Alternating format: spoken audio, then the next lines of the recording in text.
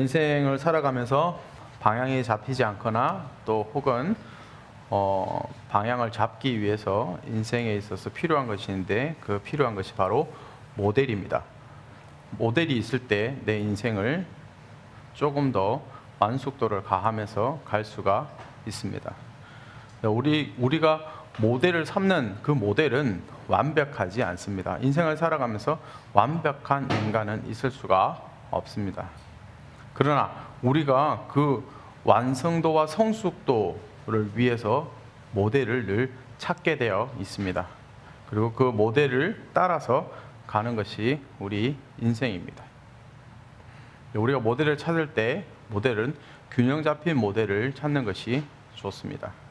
한쪽으로 치우친 모델이 아니라 균형 잡힌 모델을 찾는 것이 중요하고, 균형 잡힌 모델을 찾지 못할 때는 그 균형을 맞추기 위해서, 내가 균형 잡히기 위해서 요소마다 필요한 많은 모델이 또 필요하기도 합니다.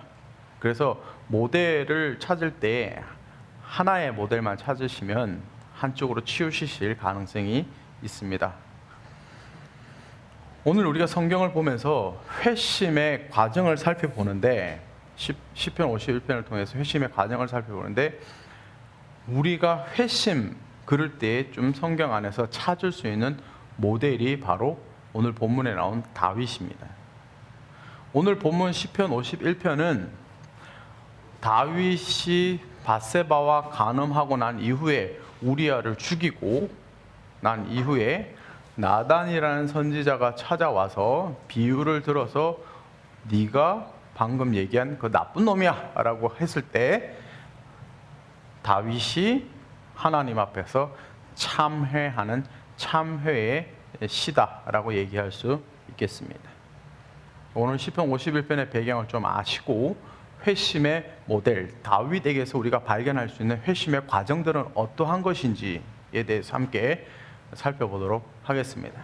첫 번째, 진실을 발견하라라는 것입니다. 오늘 보면 1절에 보면 하나님이여 주의 인자를 따라 내게 은혜를 베푸시며 주의 많은 긍휼을 따라 내 죄악을 지워주소서라고 얘기했습니다. 1절에서 얘기하는 이 죄악은 자기 과시를 얘기하는 것입니다. 다윗의 어리석음 중에 하나가 자기 자신을 나 우중, 이런 사람들 있죠. 나 우중, 나 우주의 중심, 자기를 우주의 중심으로 두는 겁니다. 자기 자신을, 자기를 과시하는 거예요. 이게 죄악이다라는 거예요. 죄는 모든 경쟁자와 하나님까지도 무시합니다. 그래서 이 나우중이 되면 정말 무서운 죄악 가운데 들어가는 것입니다. 다윗이 아무리 과거에 훌륭한 예배자였고 순종하는 막내 아들이었고 과거에 아무리 이스라엘을 구원한 용사고 또 지금 현재 왕이고 하더라도 과거에 이러한 업적들이 현재의 그의 죄악을 무마시킬 수 없다라는 것입니다.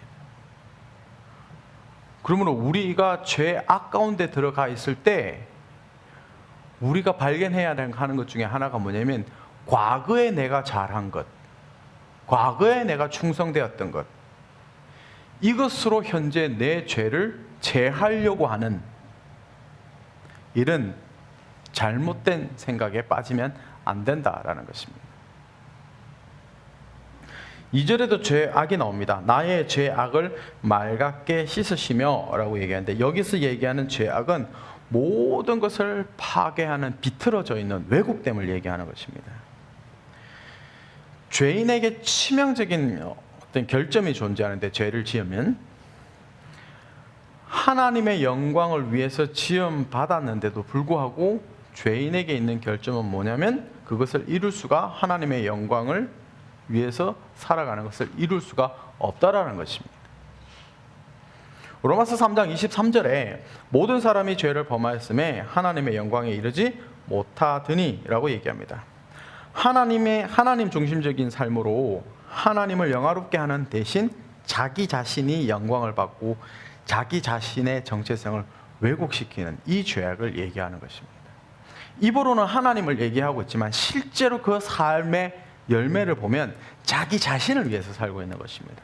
다시 얘기하면 자기가 하나님인 것입니다. 사실은 하나님이 나를 위해서 존재해야 하는 것입니다. 그래서 뒤집어 보면 자기가 하나님이고 우리가 믿는 그 하나님은 자기 자신을 위해서 존재해야 하는 종이 되어 버리는 것입니다.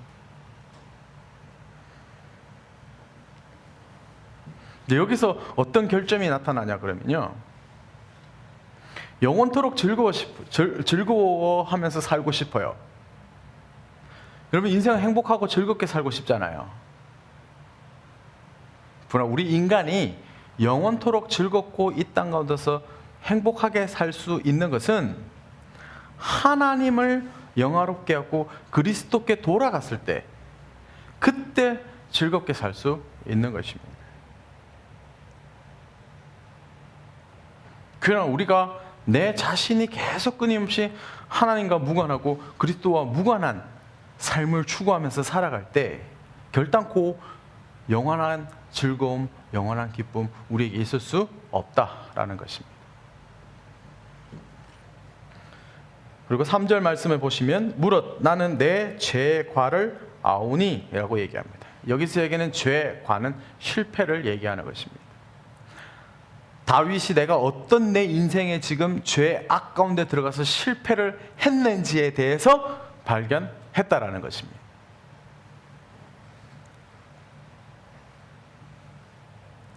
1월 첫째 주, 둘째 주에 함께 나눴던 것처럼 탕자처럼 아버지의 뜻을 저버렸다라는 것입니다. 그 결과가 이렇게 되었다라는 것입니다.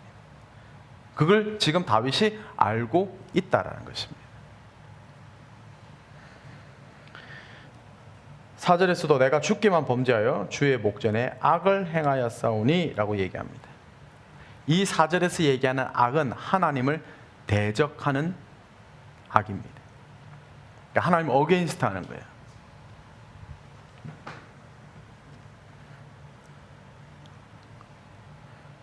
하나님을 부정하고 하나님 대적하고 하나님의 눈에 부정한 일을 저질렀다라는 것입니다. 악한 행실은요, 악한 마음의 열매입니다. 그러나 악한 마음을 가질 때 악한 행실이 나오게 되는 것입니다. 저 사람 왜 저래? 라고 얘기하지만 사실은 그 마음에 그것이 있다라는 것입니다.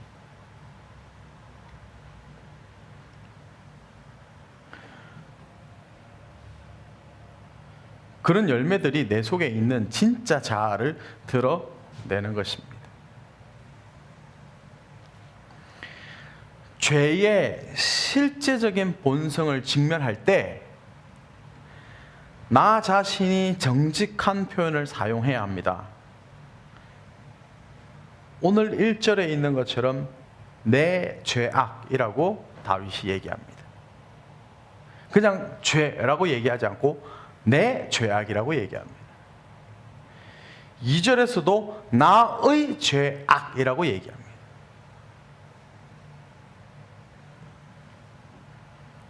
3절에서도 내 죄과다라고 얘기합니다. 4절에서도 내가 주의 목전에서 죄악을 행했다라고 얘기합니다.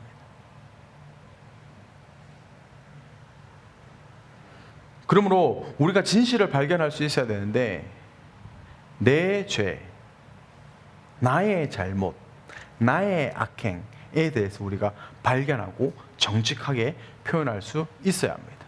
그런데 나는 없어지고 항상 얘기할 때 누구 때문에, 이것 때문에, 저 사람 때문에, 환경 때문에, 시스템 때문에, 구조 때문에, 상사 때문에, 밑에 사람 때문에, 옆에 동료 때문에 항상 어떻게 하죠? 그 탓을 합니다. 이렇게 되면 진짜 회심은 인생에 있을 수가 없게 되는 것입니다. 다시 얘기하면 진짜 회심이 없다라는 것은 진짜 하나님과의 교제가 내 인생에는 일어날 수가 없을 수 있다라는 것입니다. 그러므로 우리는 죄악 가운데 있을 때 이것이 나의 죄악이고 내 악행인지에 대해서 분명하게 볼 수 있어야 되고 정직하게 하나님 앞에서 표현할 수 있어야 한다라는 것입니다. 그래서 오늘 본문 5절을 보시면 다윗이 이렇게 얘기합니다. 내가 내 죄악 중에 출생하였으며 어머니가 죄 중에서 나를 잉태하였나이다 라고 얘기합니다. 다윗은 오늘 밧세바의 간음 이후에 다윗 자신이 발견한 진리를 하나님 앞에서 5절 말씀으로 이렇게 고백합니다. 죄라는 것이요 내 존재 바로 중심에 있다라는 것을 인정했다라는 것입니다. 이것이 진짜 회심의 모습입니다. 내가 이것을 인식하고 부르짖을 때 그때 정말로 필요한 것을 절감하겠는데 그것이 바로 하나님의 은혜인 것입니다. 하나님의 은혜가 필요한 존재이구나 라는 것을 절감하게 된다라는 것입니다. 이 깊은 필요를 느끼는 자만이 하나님의 용서하심, 하나님의 안아주심의 달콤함을 누릴 수가 있다라는 것이죠.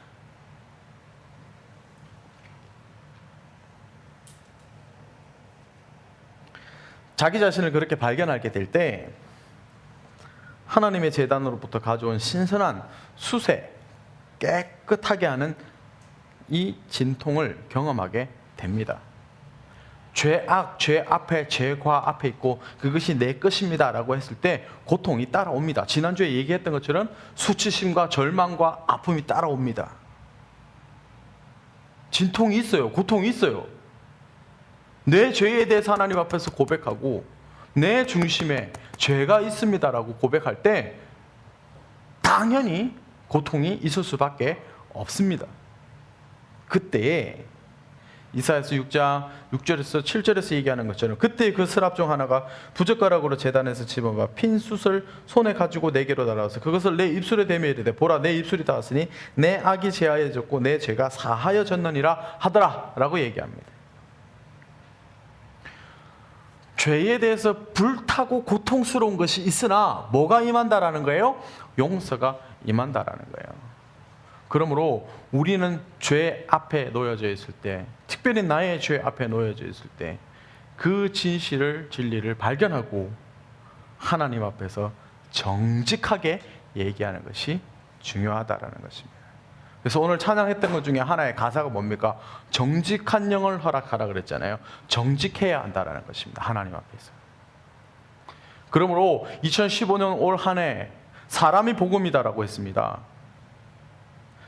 내 삶이 복음적 삶이 되기 위해서는 남 탓을 하면 되지 않겠다라는 것입니다. 어떤 시스템을 탓하지 말아야겠다라는 것입니다. 이 세상은 우리가 태어날 때부터 깨어진 세상입니다. 공중권세 잡은 자가 장악하고 있는 세상입니다. 우리는 죄악 가운데서 우리는 태어났습니다. 우리는 조금 더 정직해져야 되겠습니다.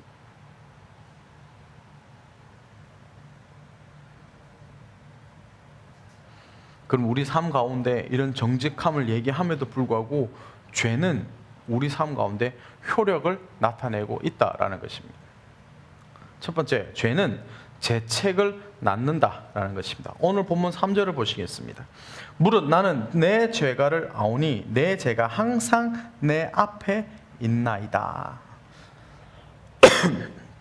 죄송합니다. 회심은 그 굳어 있는 마음, 그 마음이 관통당했을 때 그때 시작되는 것이 회심입니다.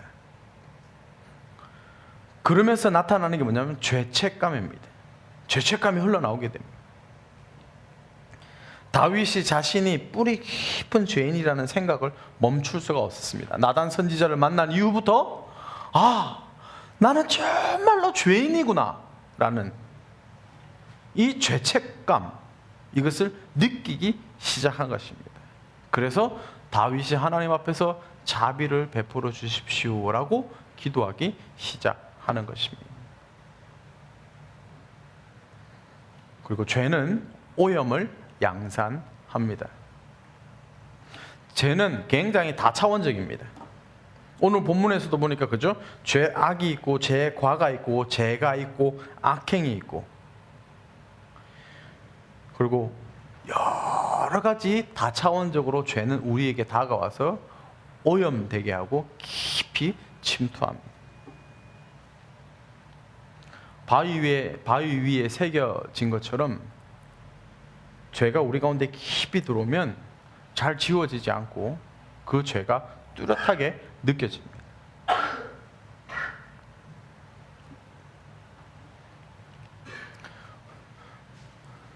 제가 무지해가지고 작년 초에 우리 홍전도사님은 반바지를 입고 계단 청소를 하시는데 저는 긴 청바지를 입고 청소를 했어요. 둘이 같이. 그리고 이제 물 청소를 했어요. 여기서부터 1층까지 계단 청소를 하는데 락스를 쫙 뿌렸어요. 근데 저는 그때 몰랐어요. 홍전도사님이 왜 반바지를 입는지. 그냥 단지 더워서 그런가 보다 라고 생각을 했는데 락스를 뿌리니까 락스가 튀면서 어떻게 돼요? 청바지에 물이 들기 시작하더라고요.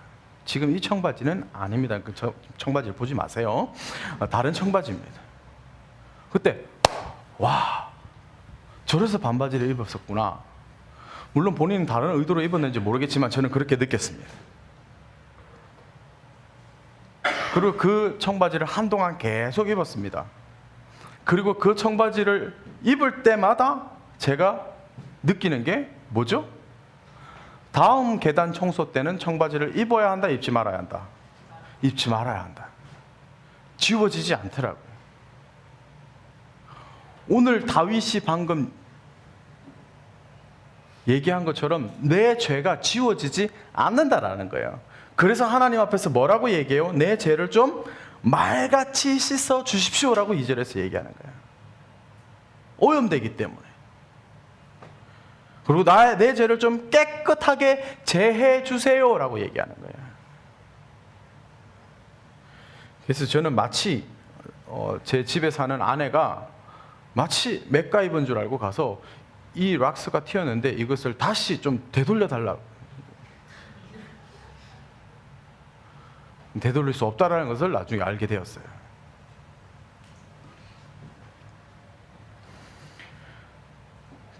죄를 짓고 죄책이라는 것이 우리에게 온다 그랬죠. 죄책감. 이 죄책은요, 우리의 삶과 우리의 성품을 오염시킵니다.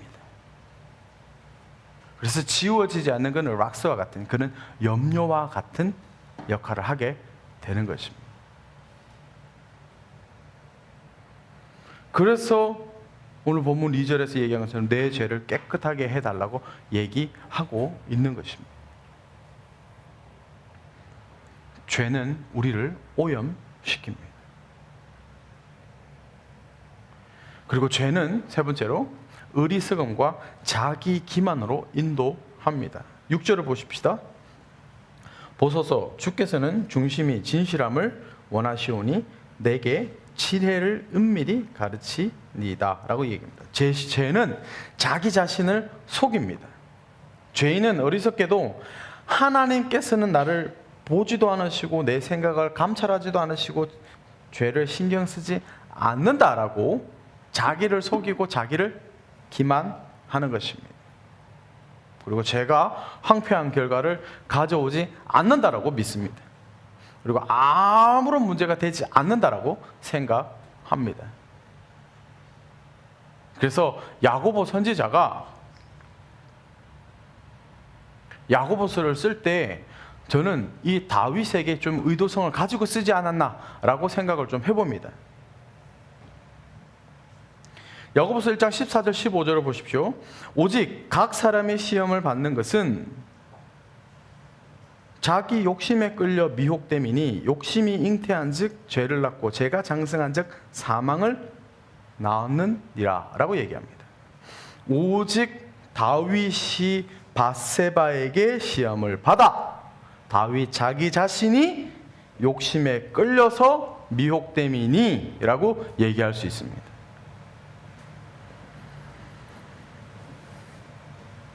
그리고 욕심이 잉태한 즉 밧세바와 다윗 가운데 아이가 생겼습니다.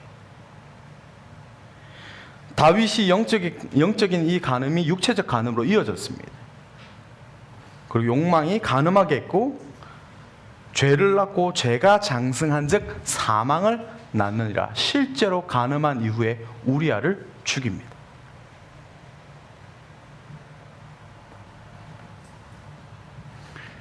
죄가 이렇게 우리를 기만하고 속입니다. 나한테는 이러지 않을 거야 라고 생각합니다. 나한테는 이런 결과가 나오지 않을 거야. 내가 이런 죄를 지어도 괜찮을 거야. 하나님 눈 감아 주실 거야. 혹은 하나님 지금 조금 졸고 계실지 몰라. 나한테는 이런 비참함이 없을 거야 라고 생각합니다.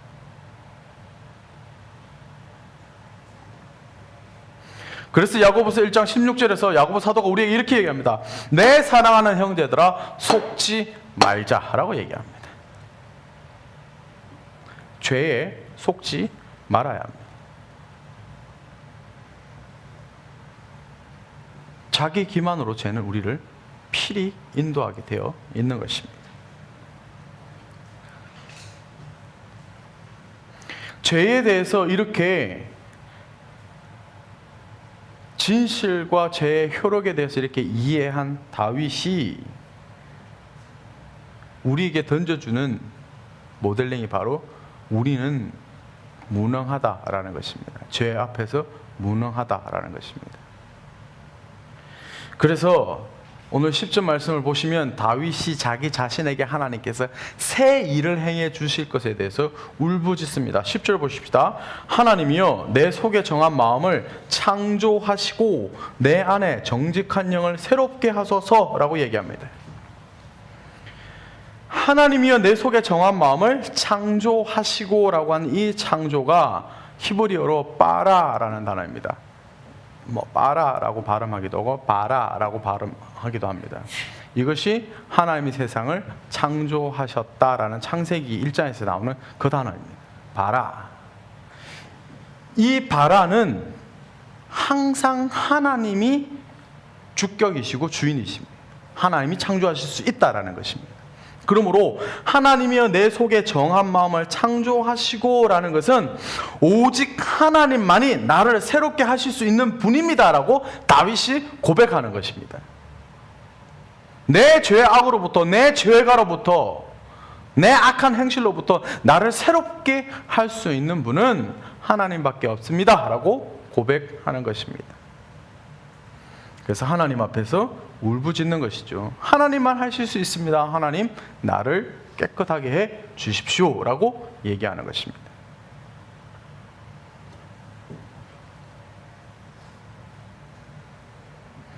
네 번째로 죄는 우리를 위험에 빠뜨립니다. 어떤 위험에 빠뜨리냐 그러면 9절 말씀 보시면 주의 얼굴을 내 죄에서 돌이키시고 내 모든 죄악을 지워주소서라고 얘기합니다. 주의 얼굴을 내 죄에서 돌이키시고 내 모든 죄악을 지워주소서라고 얘기하는데 여기서 주의 얼굴을 내 죄에서 돌이키시고 라고 얘기하잖아요.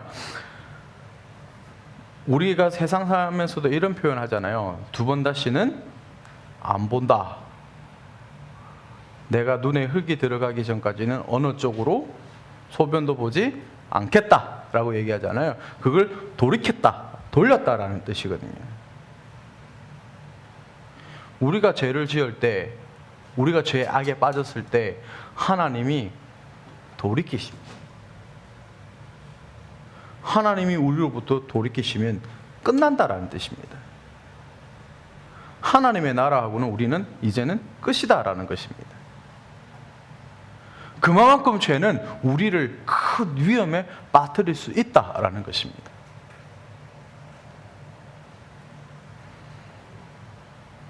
그래서 다윗이 하나님 앞에 이 돌이키다라는 단어 자체가 부정적인 뜻인데 그럼에도 불구하고 여기서 다윗이 하나님 앞에서 사용하면서 그럼에도 불구하고 내 죄에서 얼굴을 좀 다시 돌이켜 주십시오 라고 하나님 앞에 간절하게 요청하고 있는 것입니다.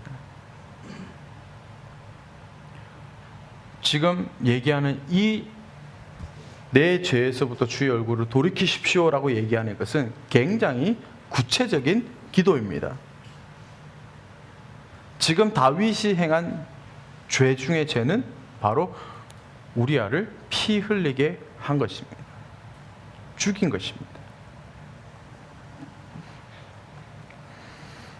그래서 하나님의 엄격한 심판을 내가 감당할 수 없다라고 얘기하는 것입니다. 그래서 하나님이 다윗 자기 자신을 버릴 것에 대해서 두려워하는 것입니다. 하나님으로부터 버림당한 앞에 모델이 있었기 때문입니다. 누구입니까? 바로 사울 왕입니다. 그래서 다윗도 두려웠던 것입니다. 하나님이 돌이켰을 때 어떤 결과가 오고 어떤 과정이 있었던 것을 누구보다도 잘 알고 있었던 사람이 다윗이기 때문에 두려워 떨면서 하나님 제발 좀 돌이켜 주십시오라고 진짜 회심이 일어나고 있는 것입니다.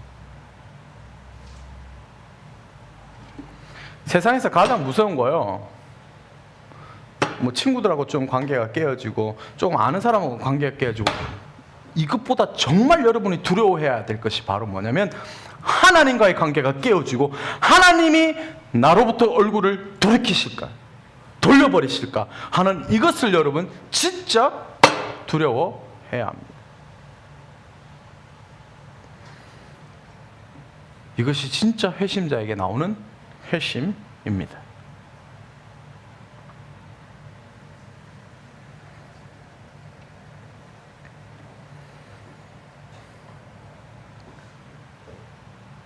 다윗이 간절하게 자기 죄에 대한 것을 인식하고 얘기하면서 하나님 앞에 간절히 깊이 하나님 앞에 기도하는 것이 오늘 1절 말씀입니다. 하나님이여 주의 인자를 따라 내 은혜를 베푸소서, 주의 많은 긍휼을 따라 내 죄악을 치워 주소서라고 얘기합니다. 하나님 앞에 뭘 요구합니까? 긍휼을 베풀어 주십시오라고 얘기합니다. 많은 긍휼이라 그러는데 이 긍휼이라는 단어가 단수로 사용될 때는 이라는 단어로 바뀝니다. 이라는 단어는 자궁이라는 뜻입니다. 히브리인들은 자궁 안에 있는 태아를 향한 이 산모의 깊고 따뜻한 사랑, 그것을 긍휼, 자비의 원형으로 보았습니다. 그래서 자궁이라는 단어를 나타낼 때 자비라는 감정, 이 자비라는 감정을 사용할 때 항상 이 자궁이라는 단어를 사용했습니다. 다윗은 자궁 속의 태아가 산모에게 전적으로 의존하듯이 하나님의 자비에만 자기 자신을 전적으로 의존했습니다. 다시 얘기하면 영원 전부터 하나님께서 계획하고 이 땅 가운데 출생하게 하고 이 땅 가운데 살아가게 한 존재, 그 피조물이 접니다. 저는 전적으로 하나님의 피조물이므로 전적으로 하나님만을 의존합니다 라고 지금 표현하고 있는 것입니다. 진짜 회심을 할 때는 우리가 하나님의 은약적 사랑, 이 헤세드, 여기에 우리가 의존할 수 있어야 하는 것입니다.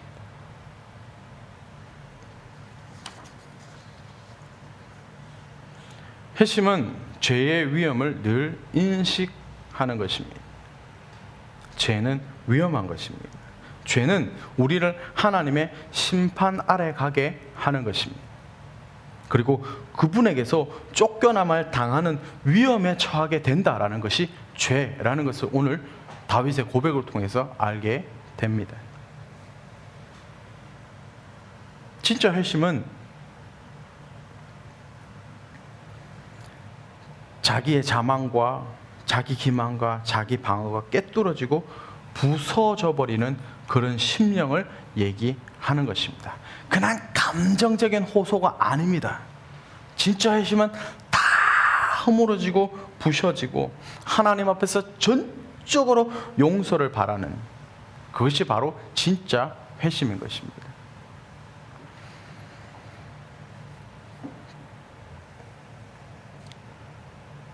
진짜 회심은 내가 부러질 때에 구원하실 수 있는 분이 누구인지 그분을 향하는 것, 이것이 진짜 회심입니다. 진짜 회심이 일어나면 그 회심자 안의 실체는 이제 거룩을 향한 새로운 열망으로 넘어가게 되는 것입니다. 이제는 긍휼을 원했지만 이제는 거룩을 향해서 나가게 됩니다. 그래서 진짜 회심의 배경은 바로 은혜인 것입니다. 이 은혜는 하나님을 예배함으로 넘어가게 합니다. 그래서 오늘 본문 말씀 15절 말씀을 보십시오. 주여 내 입술을 열어주셔서 내 입이 주를 찬송하여 전파하리이다 라고 얘기합니다. 여호와 하나님의 거룩하심이 회심에 나아가서 기초가 된다라는 것을 우리가 알 수 있습니다. 그리고 우리가 거룩하게 살 수 있는 것은 바로 그분의 은혜와 그분의 자비가 가능성의 기초가 된다라는 것입니다. 그러면 우리가 거룩하게 살 수 있는 것은 바로 오늘 찬양한 가사처럼 주의 자비가 우리에게 흘러내려 와야 하는 것입니다. 주의 은혜가 우리에게 임해야 하는 것입니다. 그러므로 우리가 이번 한 주 동안 날마다 주님 앞에서 기도할 때에 내 죄악과 내 죄가와 내 죄책과 내 악한 행실을 발견하고 주님 앞에서 정직하게 표현하고 말씀드릴 수 있어야 하며, 제가 어떤 효력을 가지고 나를 넘어뜨리려고 하고 하나님으로부터 멀어지게 하고 하나님으로부터 아예 떨어뜨리려고 하는지를 늘 인식할 수 있어야 한다라는 것입니다. 그리고 하나님의 긍휼하심, 여기 우리가 전적으로 매달릴 수 있어야 하는 것입니다. 그럴 때 우리가 한 주 동안 거룩하게 살아갈 수 있고 하나님께서 우리를 통해서 새 일을 행하실 수 있다라는 것입니다. 그리고 죄를 늘 인식해야 되는데, 죄를 짓고 과정도 있지만 죄를 짓고 난 후에 나타날 결과에 대해서 늘 인식해야 합니다. 그리고 죄에 대한 깊은 인식 중에서도 우리는 하나님의 영원하신 그 십자가의 사랑, 그 언약에 근거한 하나님의 긍휼과 하나님의 사랑을 신뢰해야겠습니다. 함께 기도하겠습니다.